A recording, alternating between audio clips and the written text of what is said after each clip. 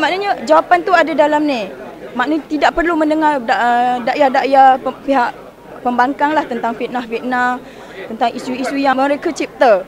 Sedangkan jawapan tu ada dalam buku ni lah. Mana isu GST, 1MDB, tentang penjawat awam, semua ada dalam ni. Semoga semua rakyat Malaysia faham bahawa setiap isu yang kita dengar, kita harus tahu hujung pangkal ceritanya. Maknanya kita tidak perlu membuat sesuatu terburu-buru.